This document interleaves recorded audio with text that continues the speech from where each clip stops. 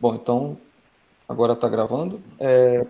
Bom dia a todos e todas, né? Sejam bem-vindos a mais essa edição do Grave BR, que hoje vai ser apresentada pela professora Leila Lobato Greff,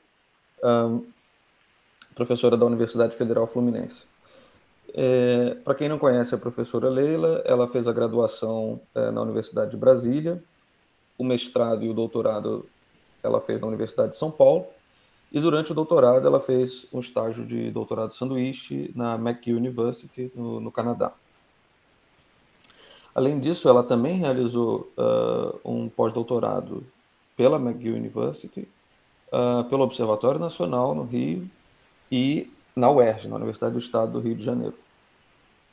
Ela foi pesquisadora visitante na McGill University também, na Universidade de Nápoles, na Itália, provavelmente bebeu bons cafés por lá, Com e certeza.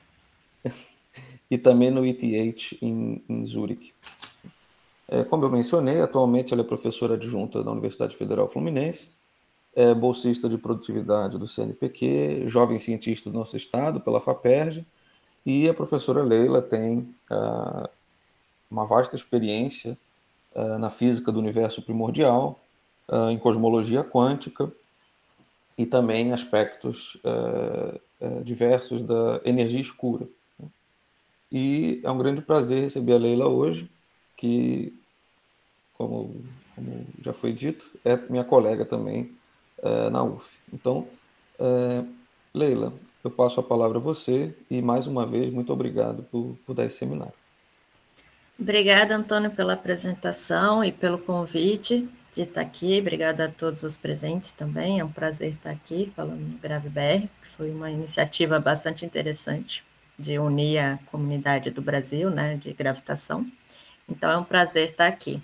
E hoje eu vou falar, então, um pouco sobre um trabalho que está em fase de finalização, né, que eu estou fazendo em colaboração com a Micol e o Sani Vagnose, que tem relação com a recente detecção de possíveis ondas gravitacionais estocásticas pelo experimento nanograve de pulsares, né? E ela ainda, como eu vou falar, ainda está para ser confirmada a detecção, mas outros pulsares também deram sinais de terem possivelmente detectado ondas gravitacionais estocásticas, e a gente está trabalhando um pouco com uma análise de uma possível origem para esse sinal, né? Então, eu vou começar introduzindo o que são ondas gravitacionais estocásticas, né? Falar um pouco dessa detecção do nanograve, essa possível detecção, que foram as motivações para essa nossa análise, né? Mas antes de entrar no nosso trabalho em si, eu vou fazer uma retrospectiva de trabalhos anteriores que motivaram o nosso trabalho, que foram base para essa nossa análise de agora, né? E depois falar um pouquinho sobre o nosso trabalho em si, que é uma análise de ondas gravitacionais estocásticas, supondo uma possível origem primordial para essas ondas, e a gente fez uma análise com diversos dados cosmológicos observacionais para saber quais possíveis cenários do universo antigo poderiam ter gerado esse sinal, essas ondas gravitacionais. E depois, conclusões. Bom, então, vamos começar com o que são ondas gravitacionais estocásticas, né? Todo mundo deve saber que o LIGO tem constantemente detectado ondas gravitacionais, né? Já detectou de várias fontes, desde 2015, e essas ondas gravitacionais, que têm origem astrofísica, são ondas gravitacionais pontuais que vêm de uma direção específica do céu, né, que tem origem astrofísica, geralmente em buracos negros, estrelas de nêutrons, etc. As ondas gravitacionais estocásticas, elas são diferentes dessas ondas gravitacionais que o LIGO tem detectado. Isso porque as ondas gravitacionais estocásticas são um fundo de ondas gravitacionais de amplitude bem baixinha, né? Tem uma amplitude bem menor, uma intensidade bem menor do que as ondas detectadas pelo LIGO, e elas são ondas randômicas, né? Elas têm um padrão aleatório. É como se você supõe que várias ondas gravitacionais estão espalhadas em todas as direções do universo, e elas são misturadas de modo a formar um padrão randômico. Então, essas pequenas ondas gravitacionais de amplitude baixa, vindo de todas as direções do céu, formam o que a gente chama de sinal estocástico, né? E estocástico porque tem um padrão randômico, pode ser analisado estatisticamente. E elas são muito difíceis de serem detectadas porque é previsto que elas tenham uma amplitude muito baixa. Bom, tem várias origens possíveis para ondas gravitacionais estocásticas, né? Mesmo fontes astrofísicas. Então, assim, fontes astrofísicas podem se somar em volta da gente, então a soma de diversas fontes astrofísicas em torno de nós poderia formar ondas gravitacionais estocásticas, especialmente sistemas binários de buracos negros massivos, né, na fase de merger, poderiam somar a esse sinal. Mas também tem muitas outras possíveis origens, por exemplo, transições de fase no universo, buracos negros primordiais, cordas cósmicas e outros defeitos topológicos também, né? E também tem a possibilidade de que essas ondas estocásticas tenham origem como flutuações tensoriais da métrica, ou seja, no universo antigo, a gente sabe que flutuações de vácuo surgiram, né? Flutuações escalares, vetoriais e também tensoriais. As flutuações escalares de vácuo do universo antigo foram as sementes das estruturas que a gente vê no universo, né? Depois da inflação, elas se expandiram até escalas clássicas e, a partir daí, estruturas foram formadas. As perturbações vetoriais decaíram e rapidamente, não tem muita importância para a cosmologia padrão, e as perturbações tensoriais estão associadas a ondas gravitacionais estocásticas, né? Ondas gravitacionais primordiais. Então, no nosso trabalho, a gente supõe que uma possível origem para essa detecção do nanograve poderia ser ondas gravitacionais primordiais, vinda do início do universo, né? De uma inflação ou de uma alternativa à inflação, um modelo de Bounce, etc. E, bom, se confirma que a gente detectou ondas gravitacionais vindas do universo primordial, que ainda não está confirmado, mas se isso se confirmar, que essas ondas têm origem primordial, isso vai ser a coisa mais antiga, né, o sinal mais antigo que a gente poderia ter do universo. Bom, a gente hoje tem vários detectores de ondas gravitacionais, né? Então, por exemplo, a gente tem o LIGO, que detecta, e cada experimento, dado a sua característica, ele tem uma sensibilidade para detecção numa dada faixa de frequência, né? Então, cada experimento é feito para detectar um range específico de frequências dessas ondas gravitacionais, né? Então, por exemplo, o LIGO aqui, ou outros interferômetros terrestres também, eles detectam na frequência de 10 a 100 Hz, né? Aqui você pode ver o log da frequência que está em Hz, né? Então, por exemplo, o LIGO, ele tem uma sensibilidade grande da ordem de 10 a 100 Hz, enquanto que interferômetros espaciais, como no futuro o LISA, vão ter uma sensibilidade para uma frequência um pouco menor, né? Já os pulsares, que é o que eu vou explicar aqui, eles conseguem detectar frequências, principalmente, especialmente na faixa do nanohertz, né? Então, o nanograve detecta frequências em torno de 10 a menos 8 Hz, ondas gravitacionais com essa frequência.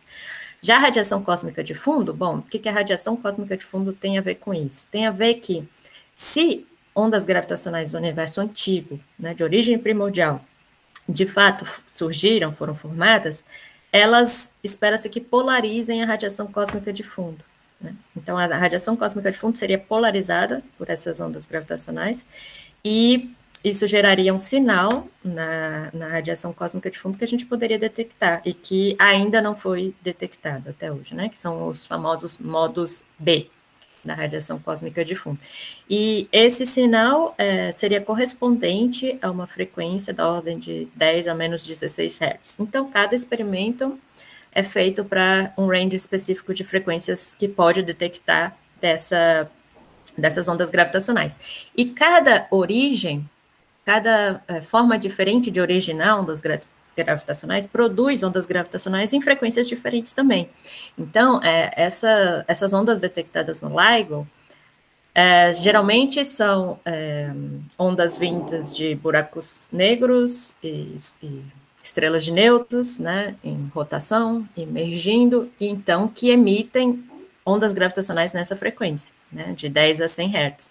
Já, por exemplo, as flutuações quânticas do universo antigo que eu mencionei, né, essas flutuações tensoriais que gerariam modos B na radiação cósmica de fundo, elas poderiam gerar sinais e um range muito amplo de frequências do espectro. Então, essas ondas gravitacionais estocásticas que viriam do universo antigo, elas, dependendo do modelo do seu universo antigo, gerariam ondas gravitacionais de uma frequência específica. Então, tem modelos que prevêem que o pico da frequência, a frequência onde o sinal seria mais alto, é frequências extremamente baixas, como as detectadas pela CMB. Já outros modelos, que são o que a gente vai considerar aqui, prevêem que o seu cenário do universo primordial, o seu cenário específico, geraria ondas gravitacionais com um pico, uma intensidade maior em frequências como as detectadas pelos pulsares, né, da ordem de 10 a menos 8. Então, isso varia muito de modelo a modelo, mas todo esse range de frequências pode ser contemplado dependendo do seu modelo, né? Então, é isso que a gente está considerando aqui. Bom, e sobre a detecção do nanograve, vou passar um vídeo rapidamente aqui. Em janeiro do ano passado, janeiro de 2020, eles anunciaram uma possível detecção de ondas gravitacionais estocásticas, né? Por que possível? Porque o que acontece é que, como vocês vão ver no vídeo, ondas gravitacionais estocásticas, elas gerariam um sinal que os pulsares seriam capazes de detectar, mas esse sinal estocástico, ele teria um padrão, uma correlação de quadrupolo, né? Essa correlação, esse quadrupolo, ainda não foi confirmado, né? Não tem eles não conseguiram medir esse quadrupolo, mas eles detectaram esse sinal, e como eu vou mostrar depois, o PPTA e o EPTA confirmaram um sinal de mesma intensidade, no mesmo range de frequências, né? Então, já 3 experimentos de pulsares detectaram um sinal com mais ou menos a mesma intensidade, mais ou menos o mesmo range de frequências, mas ainda falta confirmar essa correlação de quadrupolo, que é necessária para saber que isso a origem desse sinal é uma onda gravitacional estocástica, né? Então, o nanograve é um experimento que são 2 observatórios, né? E que estão captando sinais de 47 pulsares entre 2004 e 2017, né? E o que acontece? São 47 pulsares que foram observados do Observatório de Arecibo e do Green Bank Telescope, né? Nesses 12 anos e pouco. Bom, e o que são os pulsares? Vou falar brevemente. O nanograve, esse experimento, ele consiste de uma rede de pulsares. Na nossa galáxia existem vários pulsares, que são um tipo específico de estrela. Então, na prática, isso funciona como um observatório natural, um observatório cosmológico, tamanho da galáxia quase, né? Porque você tem várias dessas fontes. E o que são pulsares? São estrelas extremamente compactas, densas e massivas, que rotacionam bastante rápidos, né? E tem um campo magnético muito intenso que emite jatos de partículas ultraenergéticas. Esses jatos de partículas ultraenergéticas que a gente detecta aqui na Terra. E essa rotação é tão precisa, ela tem um padrão tão regular, que a gente sabe exatamente o intervalo de tempo que a gente vai detectar esses jatos aqui na Terra. Então, a gente sabe que a cada intervalo de tempo muito específico vai vir um jato desses. Então, esses pulsares funcionam como reloginhos espalhados pela galáxia, porque a gente sabe o intervalo de tempo que eles emitem esses jatos, né? A gente sabe que a cada delta T fixo e determinado, eles vão emitir esses jatos e a gente vai receber. E o que acontece? Então, isso funciona como vários reloginhos espalhados pela galáxia, né? Mas a gente sabe que uma onda gravitacional, ela como que distorce o espaço-tempo, né? Como se esticasse e contraísse distâncias no espaço-tempo. Então, se uma onda gravitacional passa no espaço-tempo, a distância entre os pulsares e a gente vai ser alterada. Então, imagina nessa figura que cada uma dessas bolinhas é um pulsar, né? Porque a gente tem pulsares ao nosso redor. Então, o que acontece quando uma onda gravitacional passa, né? Ela vai esticar e diminuir distâncias entre os pulsares e a gente. Sendo que os jatos têm sempre a mesma velocidade, o que acontece se você aumenta o ΔS, a distância entre o pulsar e a gente? Você vai aumentar o tempo que esse feixe de partículas ultraenergéticas demora para chegar na gente. Então, esse intervalo que a gente mede regular da emissão dos pulsares, a gente vai medir um intervalo de tempo diferente entre o que era previsto, se uma onda gravitacional passar. Né? Então, a gente tem pulsares espalhados aqui por toda a galáxia em volta da gente, então a gente medindo esse intervalo de tempo regular que a gente recebe os jatos, quando a gente vê uma diferença nesse intervalo, a gente pode supor que talvez uma onda gravitacional tenha passado. Mas, para saber, Se foi mesmo uma onda gravitacional estocástica, né, a gente esperaria esse padrão de quadrupolo, né, essa correlação de quadrupolo. Isso é a parte que ainda falta ser confirmada, né. Essa é uma animação do PBS Spacetime que eu peguei como cortesia. Então, voltando aqui, eles detectaram isso em janeiro, né, e falta detectar essa correlação para saber se é mesmo onda gravitacional estocástica. Bom, já confirmaram, o PPTA e o EPTA já falaram que também observaram um sinal parecido, mas e se não confirmarem esse padrão de quadrupolo? O que pode ser esse sinal? Bom, se não for nenhum erro sistemático, né, que, bom, todos eles estão detectando nessa frequência, nessa intensidade, provavelmente não é um erro, mas se for de fato um sinal, poderia ser também um sinal de gravitação modificada, caso não exista essa correlação de quadrupolo, né? Mas ainda, isso é algo ainda para se confirmar. Bom, então, o que o Nanograve reportou em janeiro de 2020? Uma forte evidência para um espectro estocástico, né, que é muito mais preferida em relação a noise, né, em relação a ruído. E eles mesmos falam para tomar bastante cuidado, porque ainda não detectaram a correlação de quadrupolo, que é requerida para confirmar isso como uma detecção de ondas gravitacionais estocásticas, né?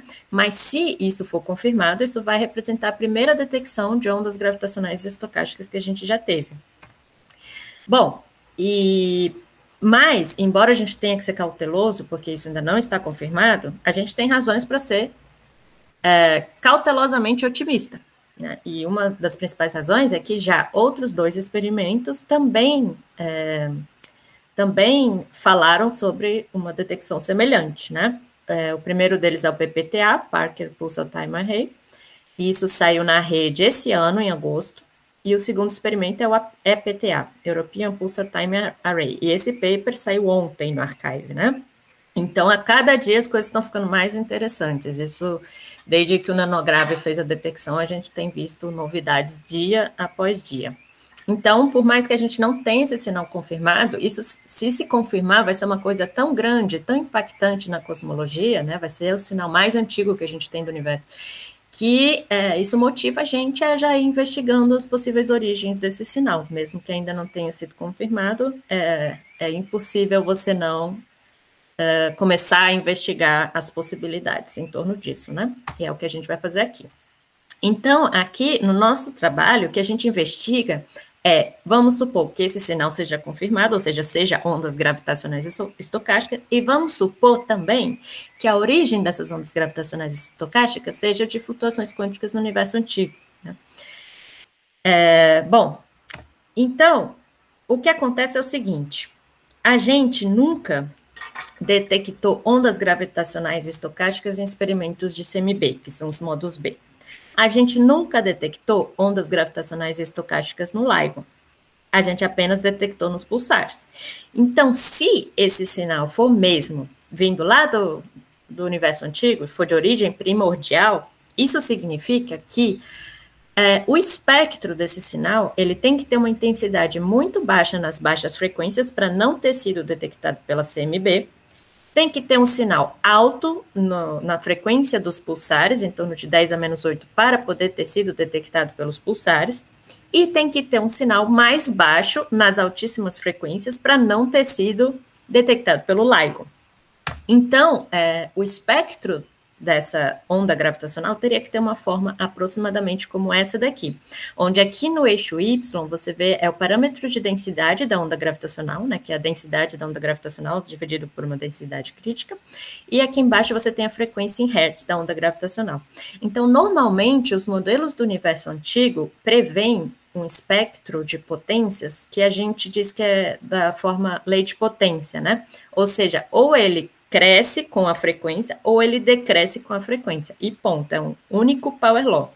Só que um único power law não é capaz de explicar o sinal do nanograve e explicar a não detecção desse sinal pelo LIGO e explicar a não detecção desse sinal pelo CMB.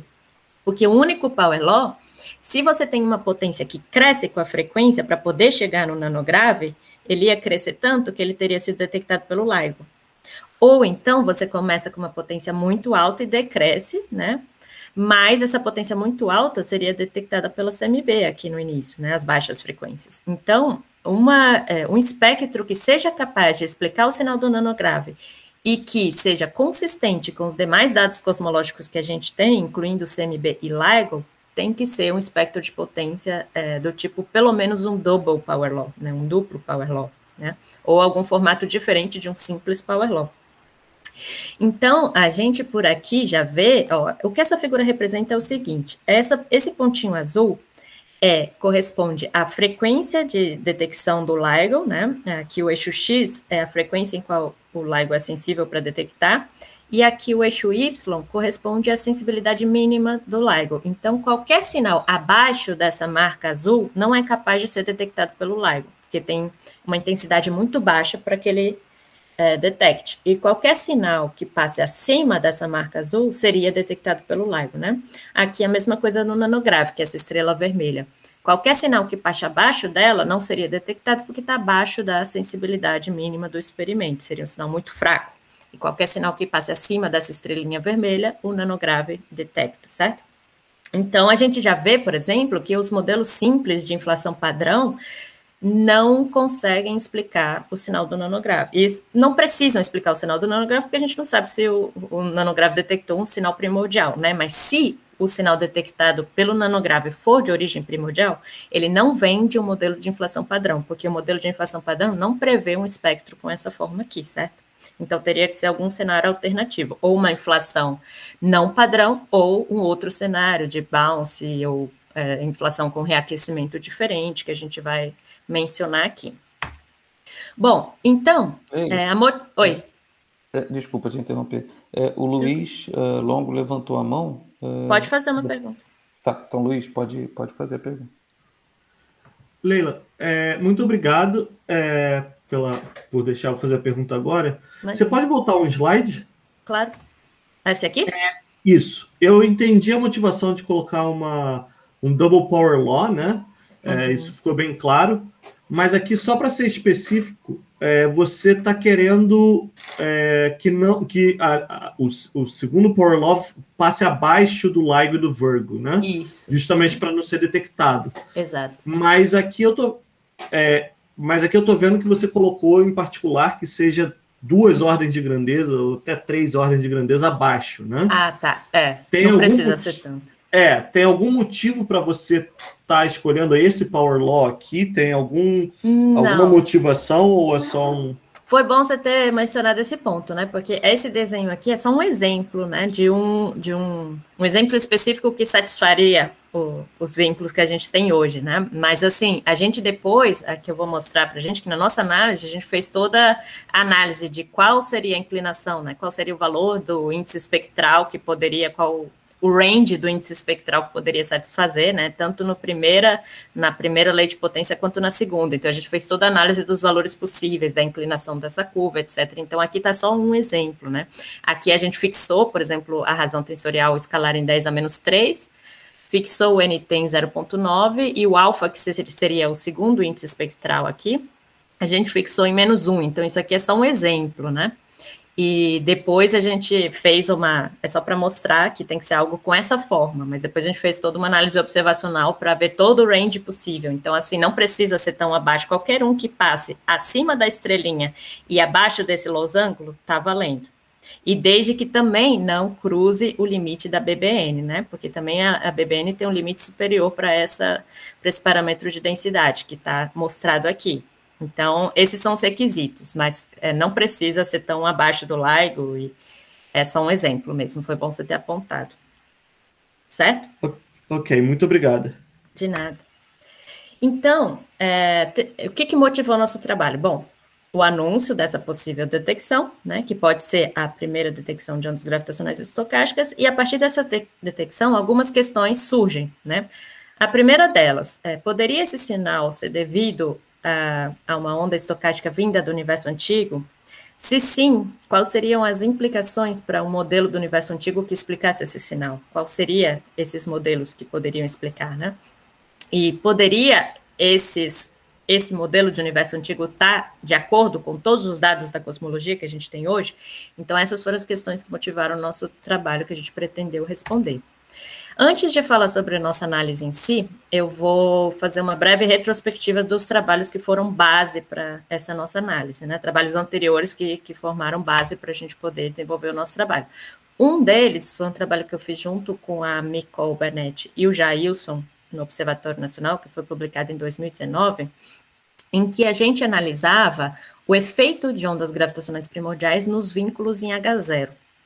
A princípio é difícil conectar as coisas, né? Mas eu vou explicar aqui. O que acontece aqui? A gente tem o famoso problema da tensão em H0. O que é o problema da tensão em H0? Observações do universo atual prevêem um valor para H0 muito maior do que as observações do universo antigo. Por exemplo, a radiação cósmica de fundo vai vincular um valor para H0 muito menor do que o valor vinculado por supernovas, por exemplo. E essa tensão está em mais de 4 sigma, né? Dependendo da análise, chega a 6 sigma. Então, é uma tensão grande, e como esse parâmetro H0 e as medidas da CMB conectam o universo antigo e o universo atual, essa tensão é um problema grave, né, e é considerado um dos maiores desafios da cosmologia moderna.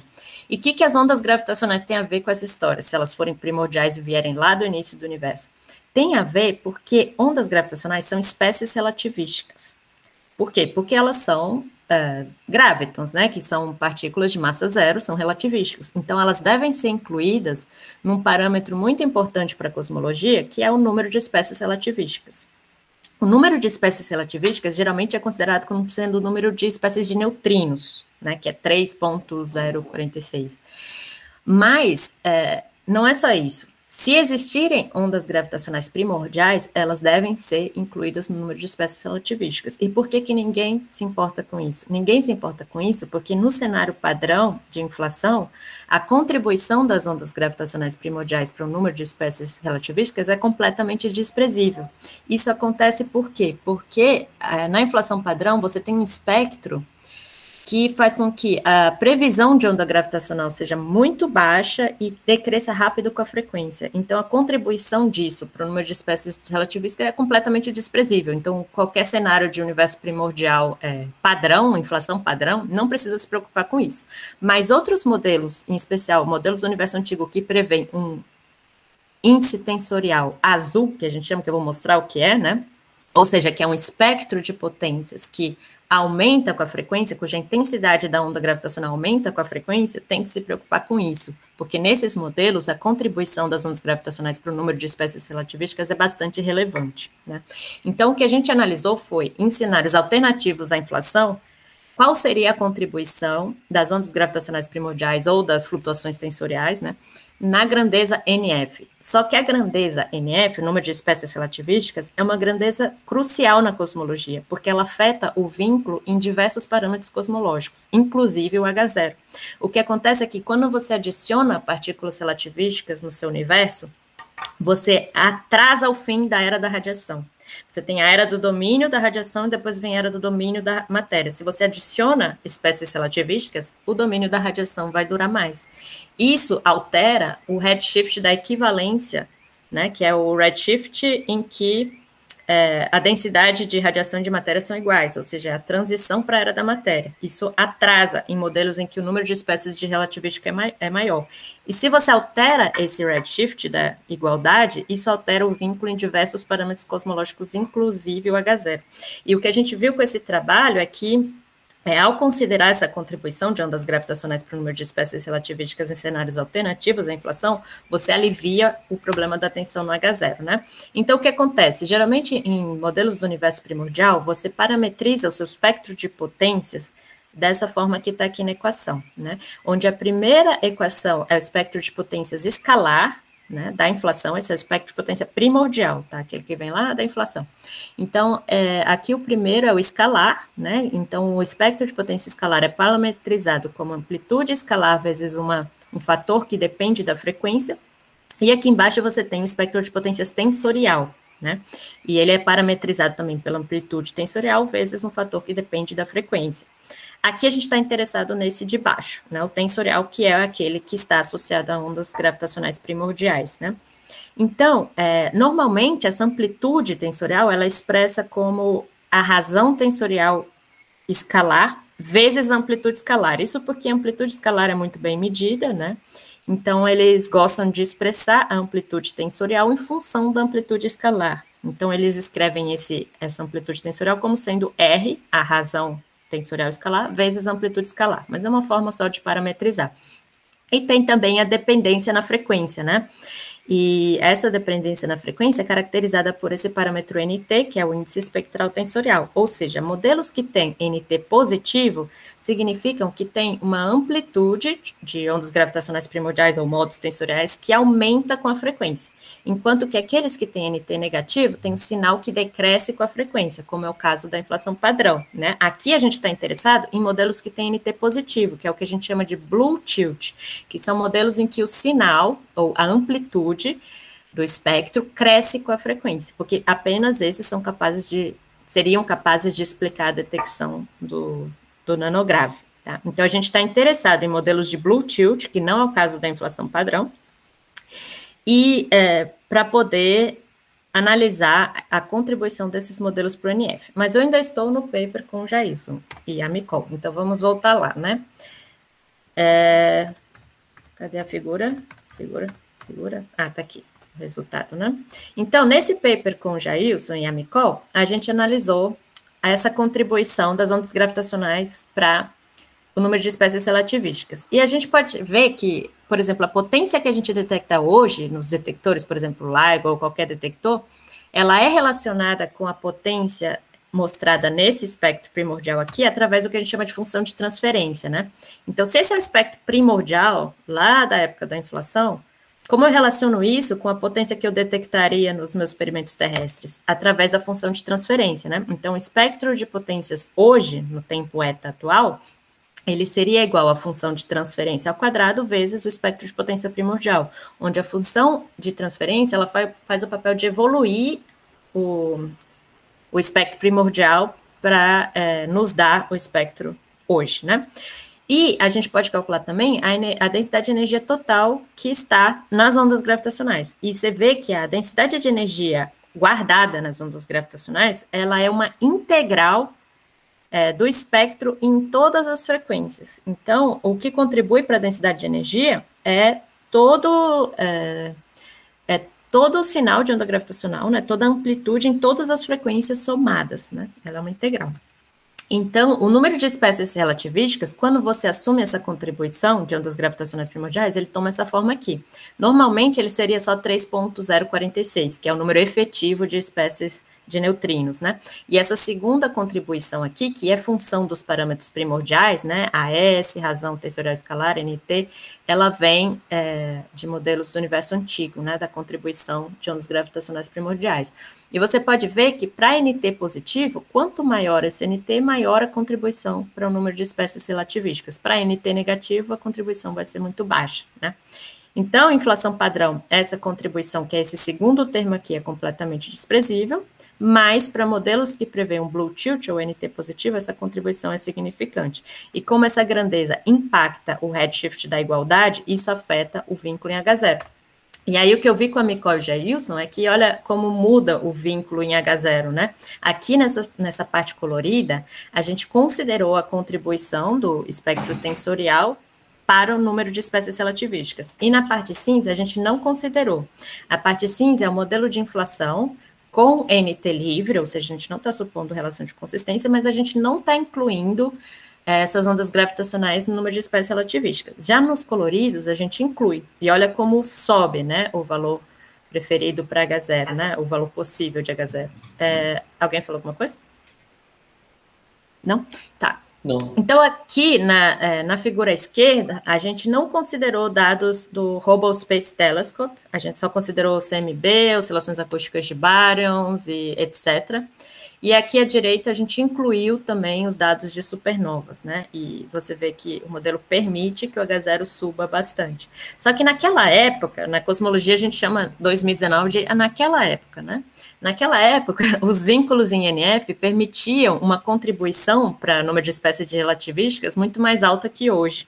Então, a contribuição extra podia ser da ordem de 0,4, né? Então, você poderia, por exemplo, chegar a 3,4, 3,5. Hoje já não dá, porque os dados de lenteamento gravitacional da CMB já não deixam o NF subir tanto. Então, já tem um limite um limite mais preciso na contribuição que as ondas gravitacionais podem ter para esse parâmetro. Isso já limita essa contribuição das ondas gravitacionais primordiais, tá? Então, agora falando de outro paper que motivou a gente no nosso trabalho, foi esse aqui, que eles propuseram um duplo power law, né? Um duplo power law, ou seja, um espectro de potências que muda de forma quando chega numa dada frequência, né? Na época, eles fizeram isso, não tinha nada do nanograve ainda, acho que estava tendo a primeira detecção de ondas gravitacionais ainda, né, pelo LIGO. E eles propuseram isso porque existem várias coisas, né, como é que eu digo? Existem vários fenômenos que poderiam gerar uma modificação no comportamento do espectro, né, que poderiam mudar a forma da lei de potência. Por exemplo, se você tem uma mudança na equação de estado do fluido do seu universo, você teria uma quebra no seu espectro. Se você, por exemplo, tem um reaquecimento após a inflação que não é instantâneo, você teria também uma mudança nessa forma. Se você tem uma fase quination, né, dominada por quination, que a gente chama, também você teria. Então, tem várias coisas que a gente espera que faça mudar esse power law. E outra, as escalas da CMB e do LIGO diferem por 19 ordens de magnitude. Então, não é natural você esperar que um único power law descreva todo esse range de frequência. O mais natural é supor que possa haver uma mudança no single power law, né? Então, nesses trabalhos, eles propõem um modelo geral em que eles não fixam qual é a frequência em que o espectro muda de forma, nem etc. Mas eles parametrizam o espectro de forma que existe uma quebra no single power law. E a gente usou isso como ideia. Bom, e depois também o trabalho do Sani Vagnosi, nosso colaborador ano passado, que logo que saiu a detecção, né, ele logo se perguntou, né, será que a inflação pode explicar esse sinal? E aí ele fez uma análise, né, mas ele estava só no cenário de inflação, ele se focou no cenário de inflação nessa análise, e ele queria responder se o sinal poderia ser devido a ondas estocásticas vindas da inflação. E a resposta é sim, né, mas with a few caveats. Então, quais são esses few caveats? Ele viu que isso só é possível não na inflação padrão usual, mas o que ele estudou como um cenário possível é uma inflação que tem uma fase de reaquecimento não padrão, não instantânea, depois da inflação. Ou seja, você tem um reaquecimento a baixas temperaturas também, isso é necessário para poder explicar. E aí foi o que ele viu, né, que os dados requerem uma temperatura de reaquecimento menor do que 100 GeV a 1 TeV, uma razão tensorial escalar alta e um NT alto entre 0,7 e 1,3, mas isso ele se focou apenas em inflação, né. E depois, o pessoal do trabalho anterior também fez uma análise e viram que confirmaram isso, né, que no caso de modelos de inflação com reaquecimento a baixas temperaturas ou modelos que produzem entropia tardia no universo, conseguem explicar o sinal. Em resumo, até agora, quais foram os resultados que já obtiveram? Um cenário de inflação padrão com reaquecimento não instantâneo a baixas temperaturas poderia gerar o sinal detectado pelos pulsares, né? Mas isso assumindo a parametrização usual do espectro e assumindo inflação. No entanto, é necessário assumir um espectro mais realista que não suponha um único power law ao longo de 19 ordens de magnitude de frequência. Isso não foi feito. Também é necessário considerar modelos do universo primordial além da inflação padrão. E também, o que não foi feito ainda foi considerar uma análise observacional com todos os dados cosmológicos, como radiação cósmica de fundo, oscilações acústicas de Baryon, supernovas, etc., LIGO, pulsares, e isso foi o que a gente fez, então, né? Então, a gente considerou um espectro mais realista, que não é um único power law por todas as frequências. A gente não considerou inflação, a gente considerou um modelo geral qualquer, né? A princípio, né, que poderia ser um modelo de bounce, inflação não padrão, etc., e fizemos uma análise completa com todos os dados cosmológicos e todas as likelihoods. Por que ir além da inflação, né? Isso eles ainda não tinham feito. O Sani e o outro grupo considerou só a inflação, mesmo que inflação não padrão era inflação. Mas a gente já sabe hoje que tem várias motivações para a gente ir além da inflação padrão, né? Uma delas é que A inflação padrão não explica o problema da singularidade que você tem quando você estende a relatividade geral até o início do universo. Você tem uma singularidade e você está iniciando as suas condições iniciais do universo numa singularidade, que é um ponto bastante problemático. Também o Swampland Program, que vocês devem ter ouvido falar recentemente, mostrou que modelos de inflação padrão ou de constante cosmológica dificilmente são consistentes com um modelo de gravitação quântica no ultravioleta. Isso foi provado explicitamente para uma teoria de cordas específicas, mas há quem diga que isso é mais geral e que isso deveria ser levado a sério em diversos contextos, né?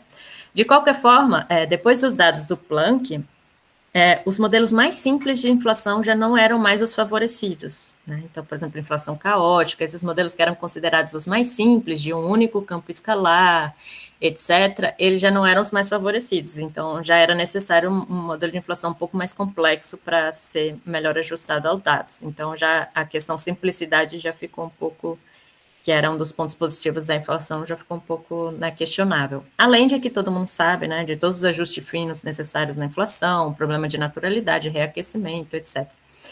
Bom, alternativas à inflação a gente tem aos montes, inclusive no Brasil, tem muita gente que trabalha com elas, né? A gente tem, por exemplo, os modelos de Warm Inflation, que o Rudney Ramos trabalha durante longos tempos. Temos modelos de bouncing, como os estudados pelo Nelson, Júlio Fabres, Gustavo, Sandro, entre outros modelos de inflação não padrão, como estudados pelo Jailson, Nicole, Suzana, Stringues, que é do Brandenberger, né?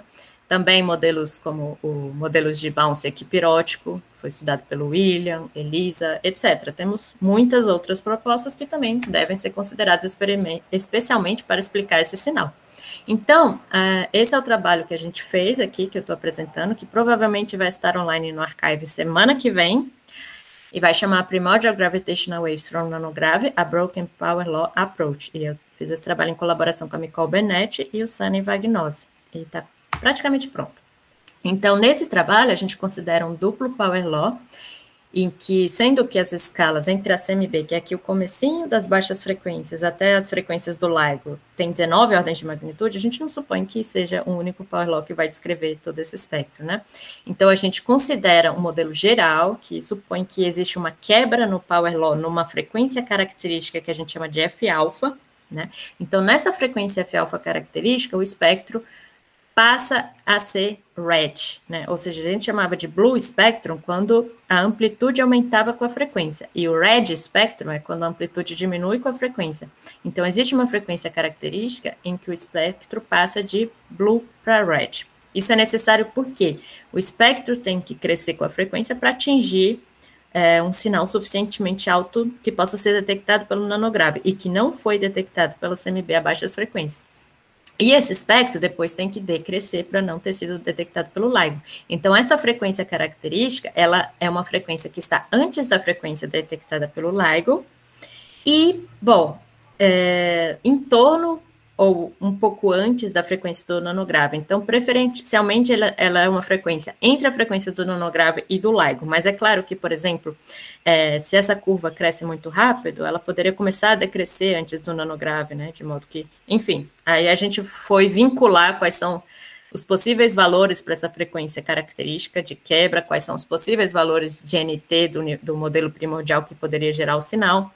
Então, fizemos uma análise observacional para saber isso, mas a gente supõe que existe essa quebra para respeitar os vínculos que a gente tem. Então, a gente chama isso de Broken Power Law, né? Então, a gente requer o espectro que seja azul a baixas frequências e vermelho, red spectrum, em frequências mais altas, né? E essa quebra ajuda a garantir a consistência com os limites superior do LIGO, porque o LIGO nunca viu ondas estocásticas, né? Então, ele tem um limite superior pela amplitude dessas ondas nessas altas frequências. E também, isso ajuda, essa quebra no espectro, ajuda a suprimir a contribuição das ondas gravitacionais para o número de espécies relativísticas. Porque, como eu falei, ao contrário de 2019, hoje o número de espécies relativísticas, ele tem um limite, um upper limit já bem limitante, né? Então, você não pode mais ter esse valor 0,4, você tem que estar em torno de 0,11 no máximo. Então, sua contribuição dessas ondas gravitacionais, ela tem um limite, ela não pode ser tão alta. Mas como eu mostrei para vocês, essa contribuição ela é uma integral nas várias frequências, então ela é soma da contribuição em todas as frequências.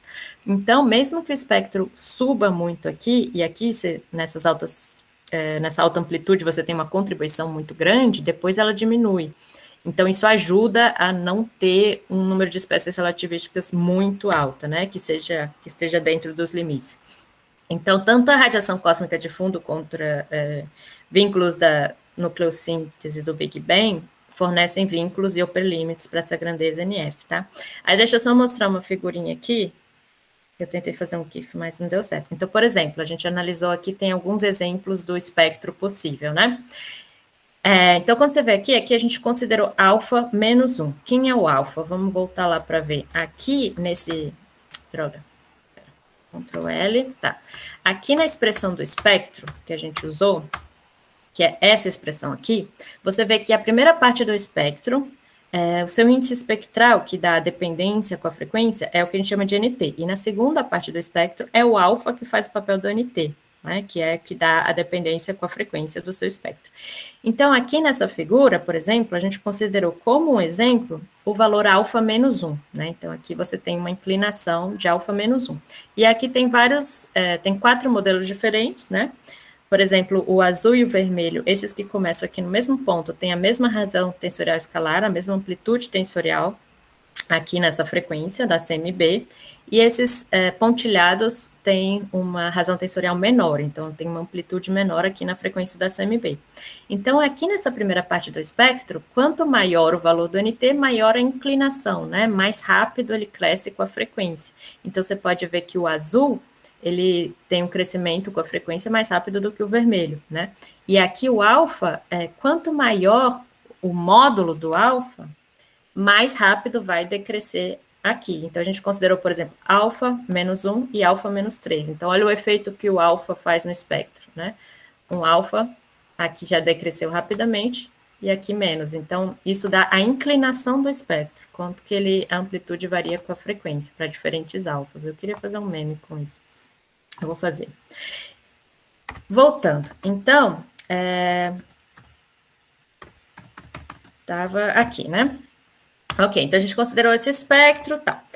Aí, aqui é um plot, que é uma previsão teórica de como que o número de espécies relativística, apenas a contribuição das ondas gravitacionais para o número de espécies relativística, como cresce com o valor de NT, que é o índice espectral tensorial, né? Então, você vê que aqui os vários modelos, as várias cores, significam diferentes valores da razão tensorial escalar, né? Diferentes amplitudes tensoriais. Mas o interessante é ver, numa única curva dessas, você tem uma contribuição das ondas gravitacionais para o número de espécies relativísticas que é muito baixa, até chegar num dado valor de NT, que de repente ela explode, né? Então, isso limita o valor possível de NT. O NT não pode ser tão alto, porque existem limites nessa grandeza aqui, limites que são dados por observações de CMB e Big Bang nucleossíntese também. Então, essa contribuição, ela cresce com o valor de NT, né? E ela é maior quanto menor for a frequência característica de quebra do seu espectro também. Então, na nossa análise observacional, a gente considerou os seguintes dados. Bom, a gente supôs, né, que a detecção do nanograve de fato é uma detecção de onda gravitacional estocástica, então isso é uma suposição que a gente fez. A gente considerou os limites superiores do LIGO para amplitude do sinal. Consideramos dados da radiação cósmica de fundo do Planck, né, toda a likelihood completa. Consideramos dados de polarização da radiação cósmica de fundo do Keck Array do BICEP 2. Consideramos dados de oscilações acústicas de baryons, como SDSS, Boy's Galaxy Sample, etc. Consideramos o Pantheon Compilation de supernovas e Cosmic Chronometers, né, que são medidas da taxa de expansão do universo, né, de HZ, usando dados de galáxias. Então, usamos o código CAMB para obter a previsão teórica de diferentes modelos, né, que prevêem diferentes NT, etc., diferentes modelos do universo primordial que geram diferentes espectros. E com o Cosmo MC, a gente obteve os postérios, né, que sejam, ou seja, a gente conseguiu ver quais são os melhores parâmetros que melhor fitam os dados, quais os valores dos parâmetros que melhor fitam os dados. Bom, e na primeira análise a gente considerou só radiação cósmica de fundo, BICEP, os priors nas ondas gravitacionais e o nanograve. Na segunda análise a gente adicionou oscilações acústicas de baryons e Pantheon e Cosmic Chronometers, né, que são medidas do universo mais recente. Então a gente fez uma análise com essa frequência característica fixa e o R fixo. A gente viu que a frequência característica indo de 10 a menos 3 a 10 a menos 6 não muda muito os resultados, né? A gente considerou os principais valores para a razão tensorial escalar que geralmente são considerados, 10 a menos 6, 10 a menos 6 e o maior possível, que é 0,06. E depois a gente fez uma análise com todos os parâmetros livres, né? F alfa livre, R livre. E, de um modo geral, o que a gente obteve? Que qualquer modelo que seja capaz de prever o sinal do nanograve, que seja consistente com os outros dados cosmológicos que a gente tem que ser um modelo que preveja um índice espectral tensorial entre 0,8 e 1,3, basicamente, né? Bom, e agora o seguinte, ou seja, existem modelos do universo antigo que são capazes de prever o sinal detectado, se o sinal for de origem primordial, né?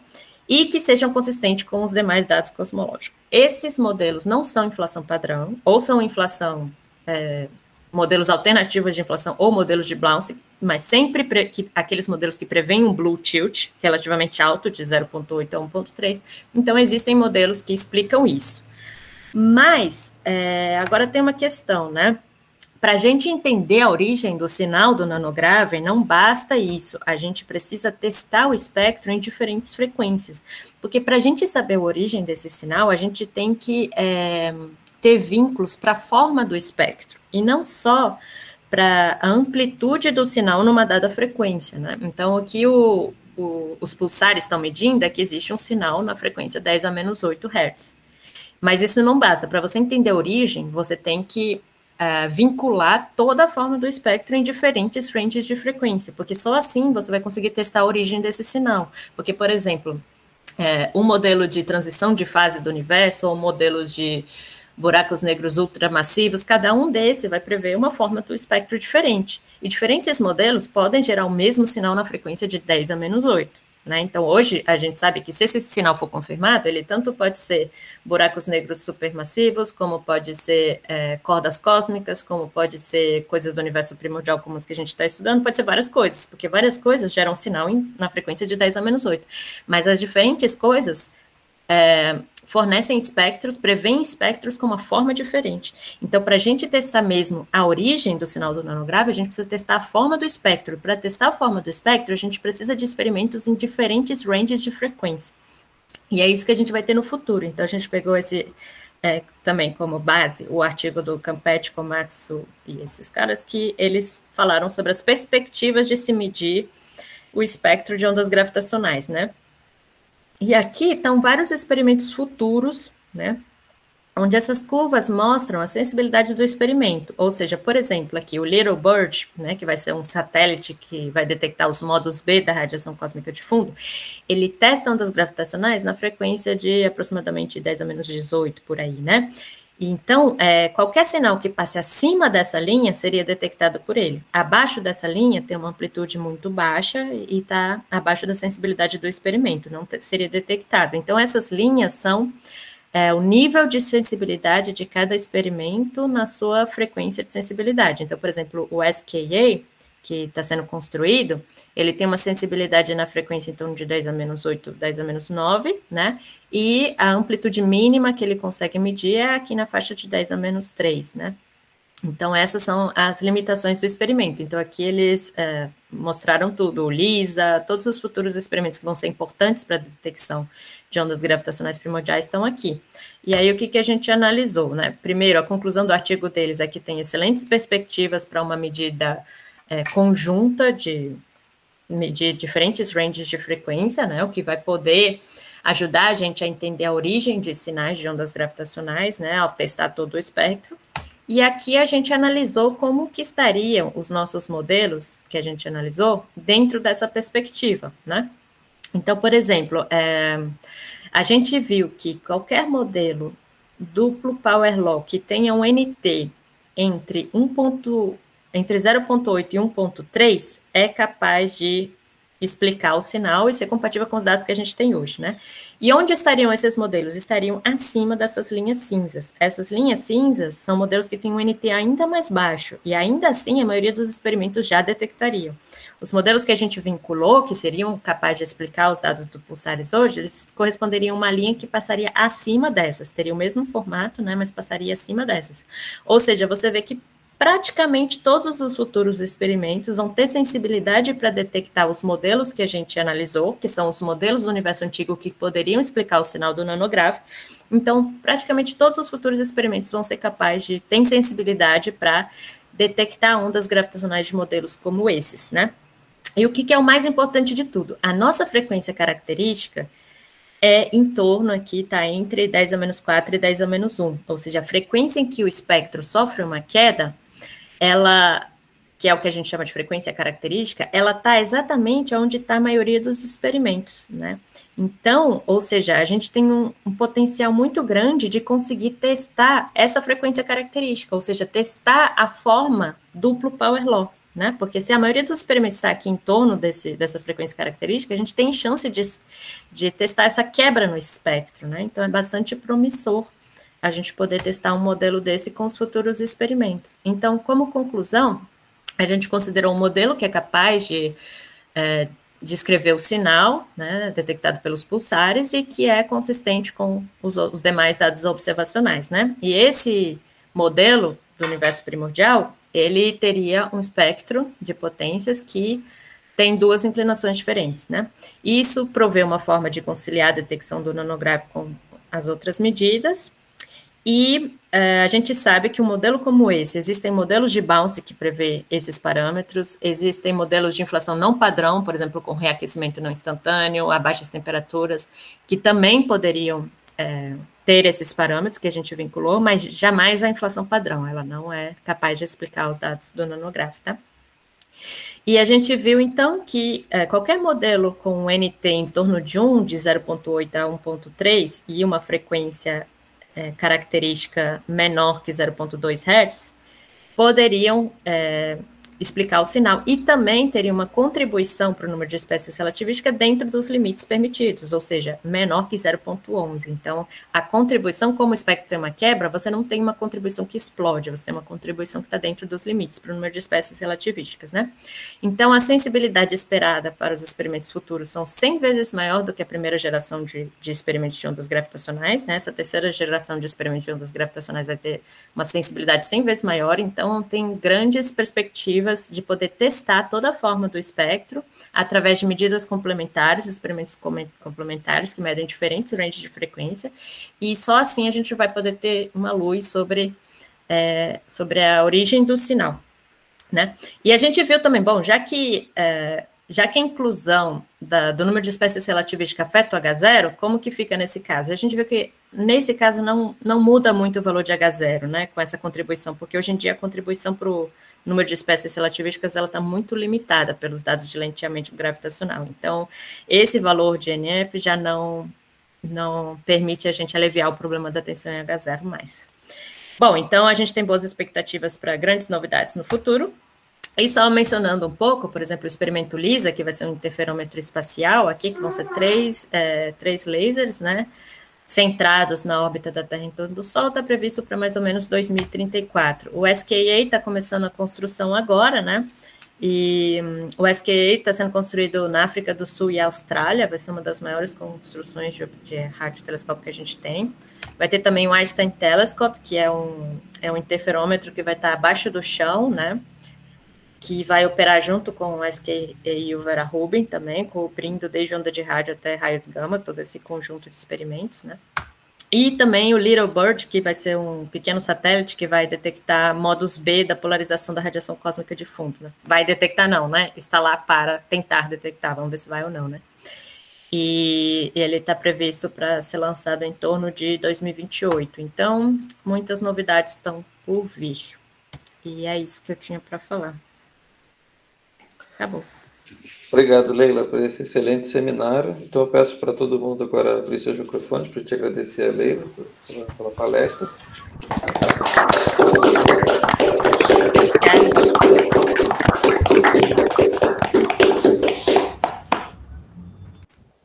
Bom, e agora a gente tem tempo para discussão. Eu vi que o Luiz... Bom, antes de passar a palavra para o Luiz, o Ricardo Sturani, ele tinha mencionado que tinha uma pergunta, mas ele precisou sair. Então, a pergunta não foi feita. Ah, tá. Depois ele pode falar comigo por e-mail, como quiser. Então, Luiz, você pode começar a sessão de perguntas. Leila, muito obrigado pela apresentação. Eu gostei bastante. Obrigada. Eu vou fazer uma pergunta. Eu peço desculpas se você tiver respondido isso no começo, mas é porque logo na introdução eu dei uma desconectada. Você mencionou, por exemplo, que existem outras origens para o fundo estocástico. Por exemplo, o fundo estocástico astrofísico, que seria várias fontes astrofísicas isoladas que se sobrepõem formando isso. Minha pergunta é o seguinte: eu tenho me interessado bastante no fundo estocástico astrofísico, no caso, e eu queria saber, na prática, como que você conseguiu, ou como que você conseguiria separar esses dois na hora de fazer a detecção. Porque eles não vão estar, obviamente, separados, né? Exato. Vai estar tudo misturado, sobreposto, né? Por isso que a questão é que você não pode... se você mede só, por exemplo, os pulsares mediram um sinal e uma frequência. Então, lá tem tudo, né? Tem fontes astrofísicas, pode ter fontes do universo primordial, tem tudo lá. Então, para você identificar a origem daquilo, se isso vem de fonte astrofísica, etc., você tem que provar diferentes ranges de frequência. Você tem que medir sinais de ondas gravitacionais em diferentes ranges, porque aí você consegue reconstruir a forma do seu espectro, né? Então, por exemplo, ondas gravitacionais de origem astrofísicas, ela prevê uma forma para o espectro, uma dependência da amplitude com a frequência, que é muito diferente das ondas gravitacionais de origem primordial ou de defeitos topológicos, etc. Então, cada uma dessas origens prevê uma forma diferente para o espectro, mesmo que elas prevejam o mesmo sinal naquela dada frequência, a forma total do espectro é muito diferente. Então, para você conseguir testar a origem disso, você tem que ter medidas em diferentes frequências, que é o que a gente vai ter aqui com a nova terceira geração de experimentos, né? Aí a gente vai conseguir reconstruir toda a forma do espectro e aí saber, bom, a fonte astrofísica prevê que o sinal aumenta com a frequência, a fonte cosmológica prevê que o sinal aumenta e decresce, e aí a gente vai conseguir separar as coisas melhor, né? Mas é uma boa pergunta. Mas nesse caso aqui, como você fez a separação, então? Você conseguiu fazer isso com medidas de frequências diferentes? Como é que... Não, então, é uma boa pergunta. Nesse caso, a gente simplesmente supôs que tudo que o nanograve detectou vem de fontes primordiais do universo antigo. Então, isso é uma suposição forte, né, claro. Mas a gente fez essa suposição. Então, tá, vamos supor que o nanograve confirme essa detecção, confirme que tem a forma de quadrupolo, porque precisa dessa confirmação, porque senão é bem provável que seja uma gravitação modificada que gerou sinal, né? Mas vamos supor que o nanograve confirme esse quadrupolo. Então, ele estaria confirmando que foi uma onda gravitacional estocástica, ponto. E ela tem várias origens, né? O que a gente está supondo é que a maior contribuição teria vindo de fontes do universo antigo, isso é uma suposição. Mas, de qualquer maneira, é um limite superior que vocês já estão colocando não invalida nem um pouco. Sim. Já é um limite que a gente consegue colocar, exatamente. Ok. Então tá, Leila, muito obrigado. Respondeu Obrigada muito bem a minha pergunta. Obrigado. Obrigada. Obrigado, Luiz, pela pergunta e Leila pela discussão. O Rafael levantou a mão. Rafael, pode fazer sua pergunta. Uhum. Obrigado pela palestra, muito legal. Você poderia explicar por que o BBN limita até onde o comportamento de Blue tilt para a onda gravitacional? Bom, o BBN limita por causa que o BBN ele recebe a contribuição integrada. Deixa eu mostrar para vocês aqui no paper, rapidinho. Já vou dar todo o spoiler. Esse é o trabalho mais divulgado antes de ser lançado oficialmente. Mas vamos lá, aqui eu tenho a equação certinha. É que o BBN, ele recebe uma contribuição que vem de várias frequências, que não é só de uma frequência específica, né? Então, é uma contribuição que se soma. Aqui a gente tem a equação certinha, deixa eu só achar. Ah, tá, aqui, por causa do número de espécies relativísticas, né?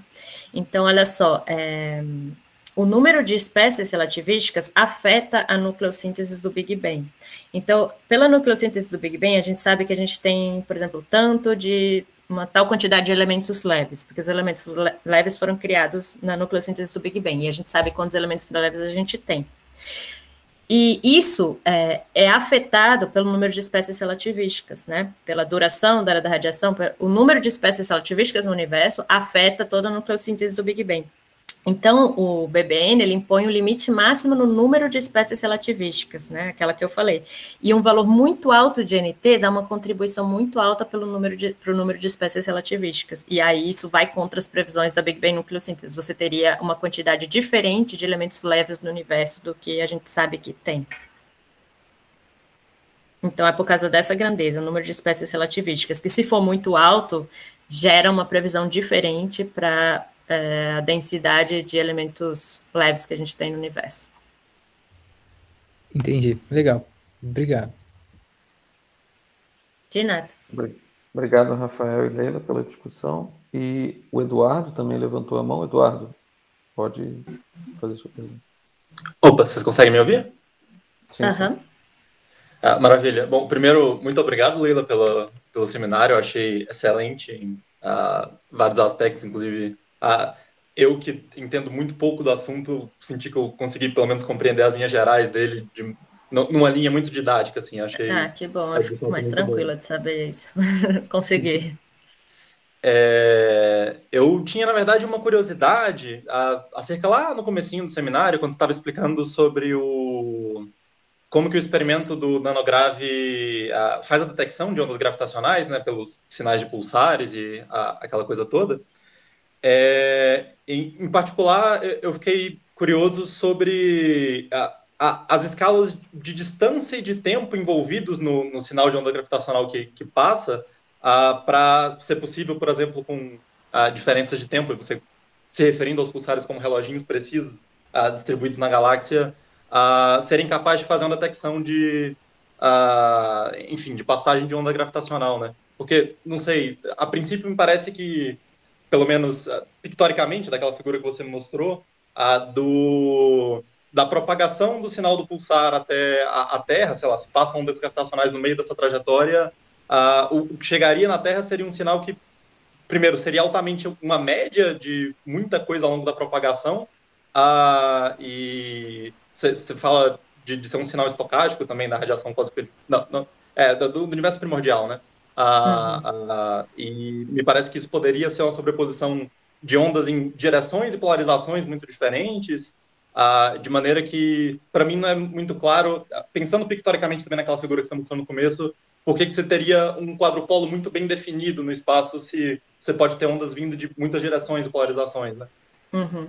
Uma coisa importante que você me lembrou agora foi que eu deveria ter falado naquele vídeo que aquele vídeo está exagerado, né? Claro que quando passa uma onda gravitacional as distâncias não variam tanto assim. Isso é importante, ainda bem que você ainda está gravando. Aquilo é exagerado para a gente poder visualizar o efeito, mas o efeito é super sutil, né? Só pode ser medido assim com altíssima precisão. E assim, o que você mede, por exemplo, você tem 47 pulsares no nanograve, né?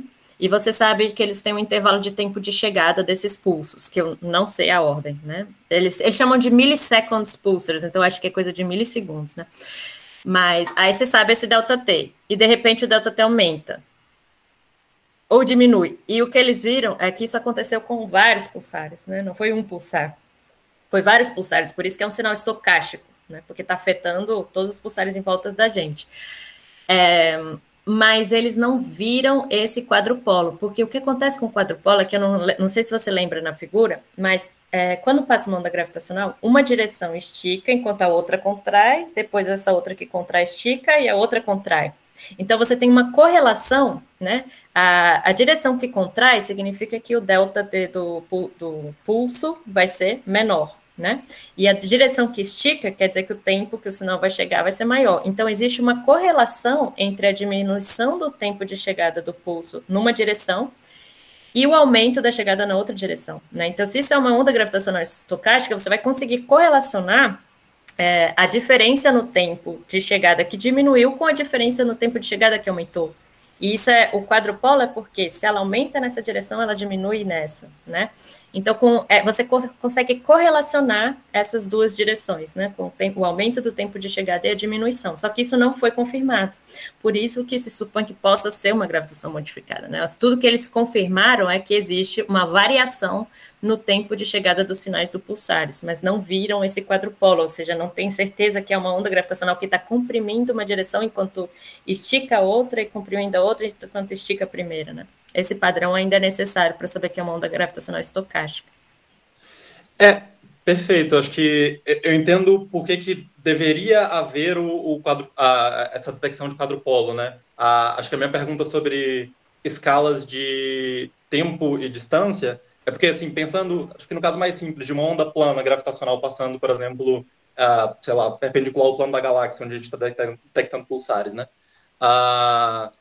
Eu estaria que ao longo da propagação desses pulsares, da luz vindo deles até a Terra, a onda gravitacional oscilaria muitas vezes, né? E você detectaria muito que a média dessa situação toda, e daí me parece muito esquisito que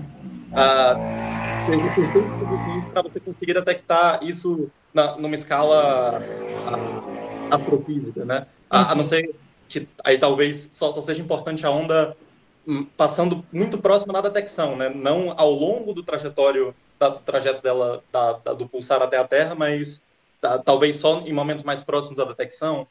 Enfim, foi com isso que eu fiquei um pouquinho encucado. E havendo várias ondas de direções diferentes, né? E essa coisa toda, se é ao longo da propagação, esse efeito estocástico me parece que destruiria essas correlações, né? Não, é que, então, o efeito estocástico, ele é a soma, né? E a soma dá uma correlação, né? Se você soma todo o efeito estocástico, você faz a estatística, né? Dessas ondas randômicas, você acha um padrão no final, né? Talvez o Ricardo saiba até responder essa pergunta melhor que eu, porque a minha especialidade não é nem ondas gravitacionais, é o universo primordial, seria mais a origem dessas ondas do que as ondas em si, né? Então, eu não vou saber responder sua pergunta com muita precisão. Mas o que eu sei sobre ondas gravitacionais estocásticas é que é a soma de ondas aleatórias que formam esse padrão randômico. Mas talvez até o Ricardo saiba responder melhor que eu. Eu acho que... E a Raíssa, se estivesse aqui, também saberia responder melhor do que eu sobre ondas gravitacionais em si, que não é minha especialidade. Então, eu vou ficar te devendo uma resposta melhor para essa pergunta. Tranquilo, mas muito obrigado. E, novamente, é também seminário, assim, achei muito bom. Obrigada, que bom.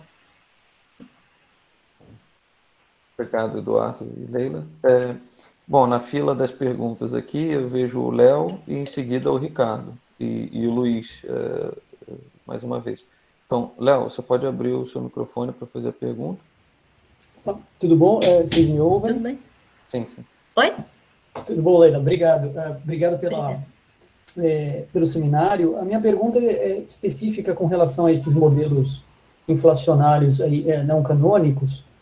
É possível, dentro da consistência e da detecção da nanograve, supondo que ele tem uma origem primordial, você conciliar, por exemplo, um modelo inflacionário que para baixíssimas frequências você teria um comportamento de um modelo canônico, então com red tilt ali, com relação de consistência ok, mas que quando fosse para frequências bem mais altas, mais para o final da inflação ou no reaquecimento, você alterasse esse tipo de comportamento? É possível esses tipos de modelo e poderia falar um pouco mais sobre eles, assim? Sim, sim, é uma boa pergunta. É possível, né? Por exemplo, o paper do Sunny de 2020, ele estuda justamente que quando eu falo inflação não padrão, isso já quer dizer um reaquecimento não padrão, né?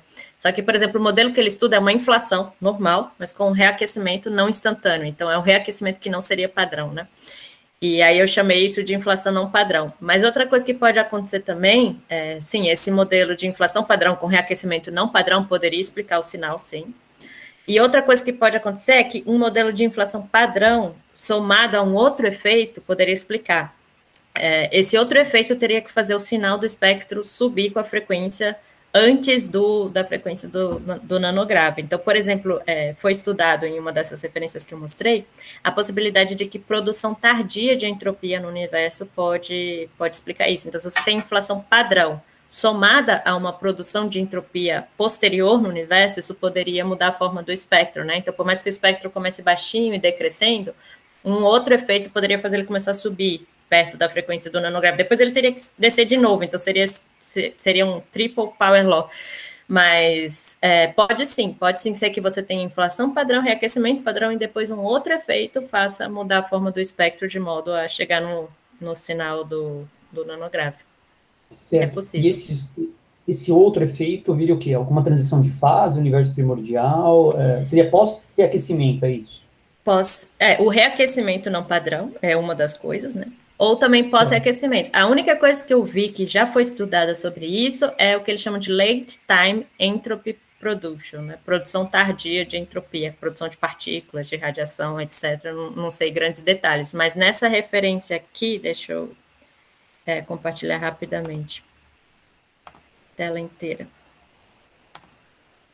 Tiveram poucos trabalhos que estudaram a possibilidade de que essa origem seja primordial. Tem muitos trabalhos que estudaram defeitos topológicos, buracos negros supermassivos, mas os principais trabalhos que estudaram nesse contexto, foi o que eu mostrei aqui, são esses dois.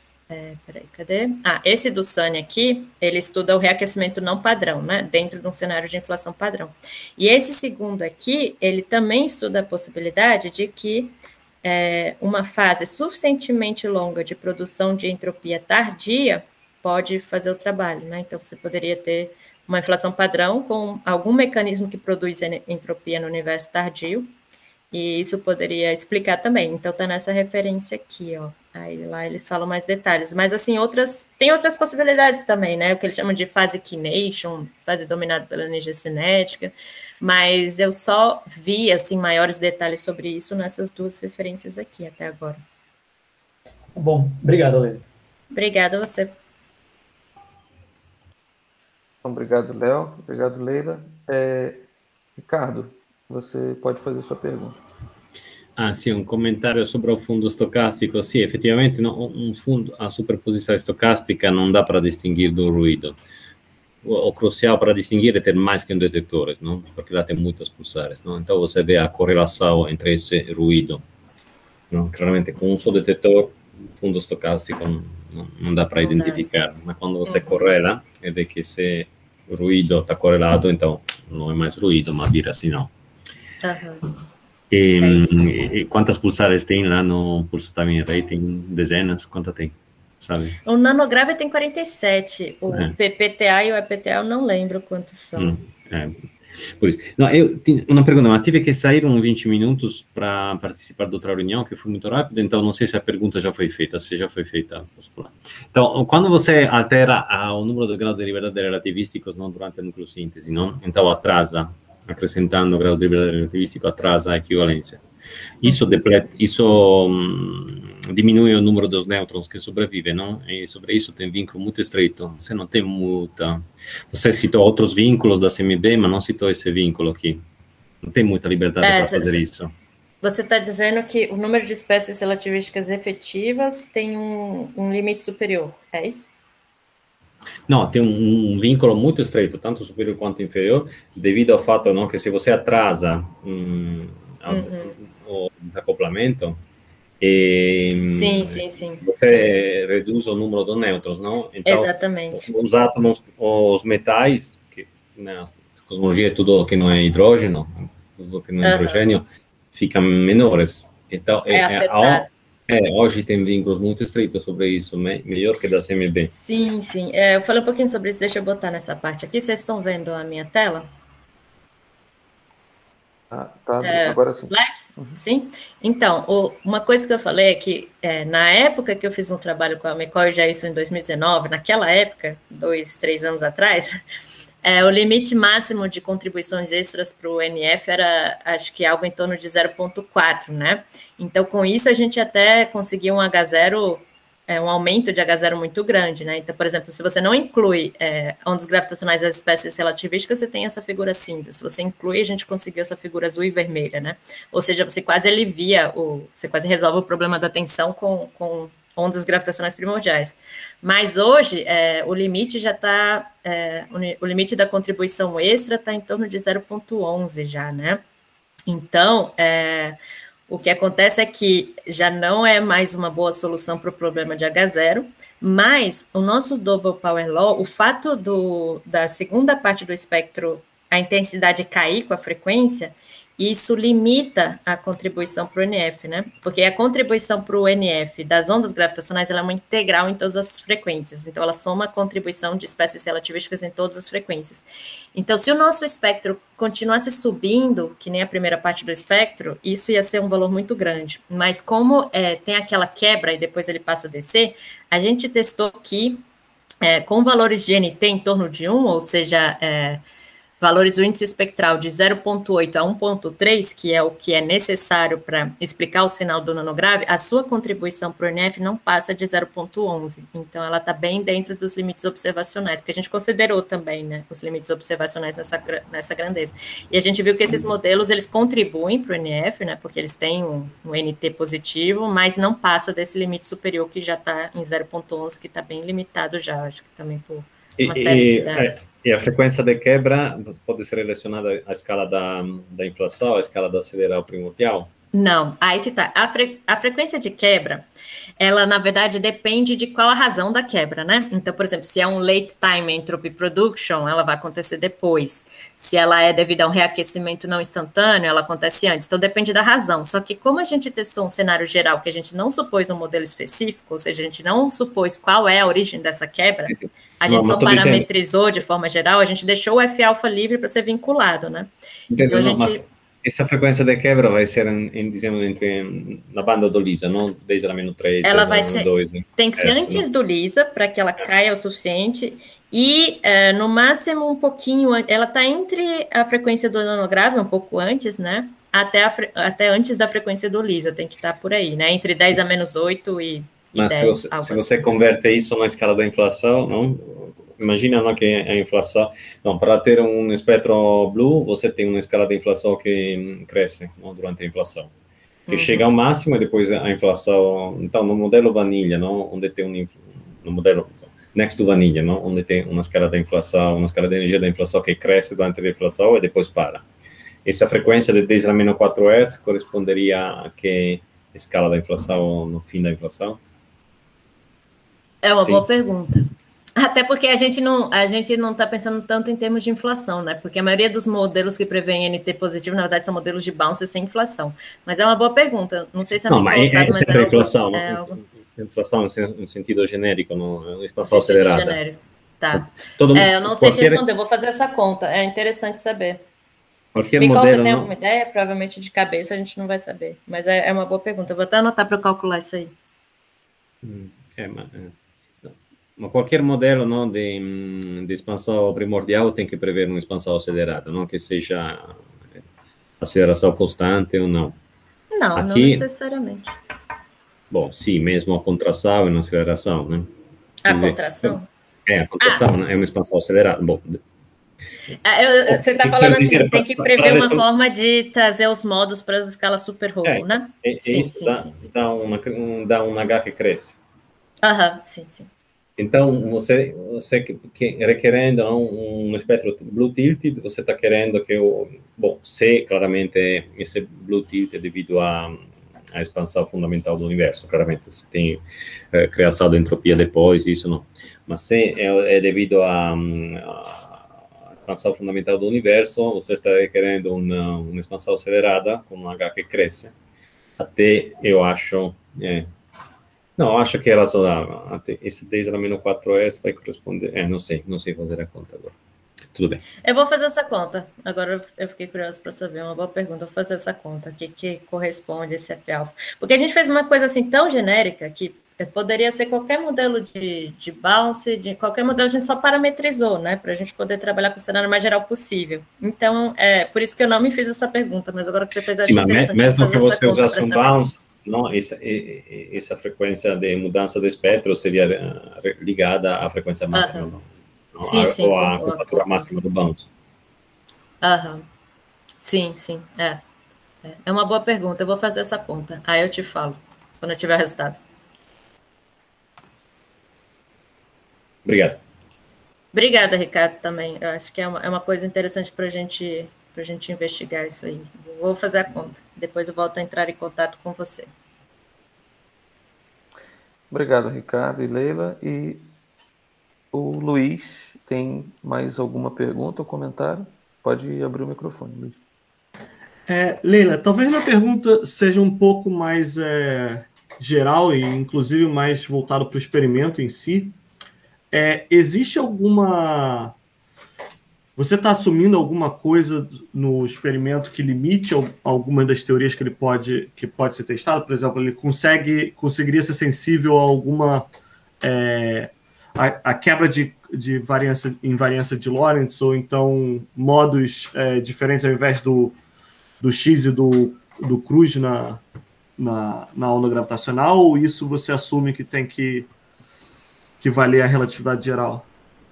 Então, o que eu estou assumindo? Não, eu estou assumindo que é a relatividade geral, de fato. Porque, assim, a gente não assume nenhum cenário específico para o universo antigo, nem a explicação para quebra, não assume modelo, etc. Mas a gente está trabalhando com relatividade geral, sim. Uhum. Isso sim.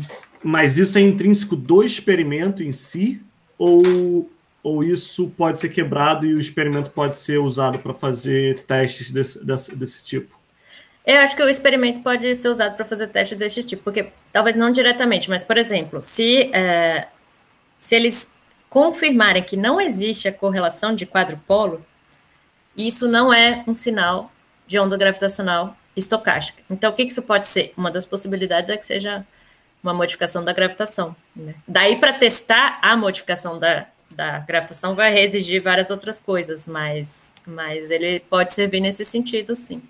Mas, assim, quando eu vinculo esses parâmetros, quando eu coloquei esses parâmetros NT, etc. e tal, eu supus na minha teoria a relatividade geral, né?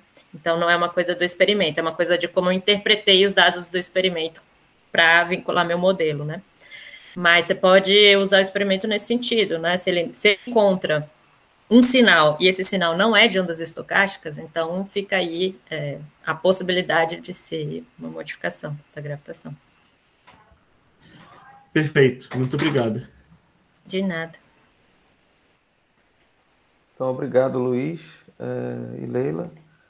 No chat há várias mensagens de agradecimento e também de parabenização pelo seminário, mas eu acho que todo mundo que queria perguntar, incluindo o Ricardo, que tinha avisado sobre a pergunta dele ao longo do seminário, já perguntaram. Bom, a gente teve bastante discussão, então acho que a gente pode encerrar por aqui. E eu quero agradecer mais uma vez a Leila pelo excelente seminário e também por ter ficado à disposição por tanto tempo e respondido a todas as perguntas com toda a paciência. Obrigada a vocês. Obrigada pelo convite e por todos que estiveram aqui. Então, mais uma vez, obrigado, Leila. Obrigada. Bom dia para vocês. Então, vou encerrar a gravação e até a próxima, pessoal. Até a próxima. Bom dia.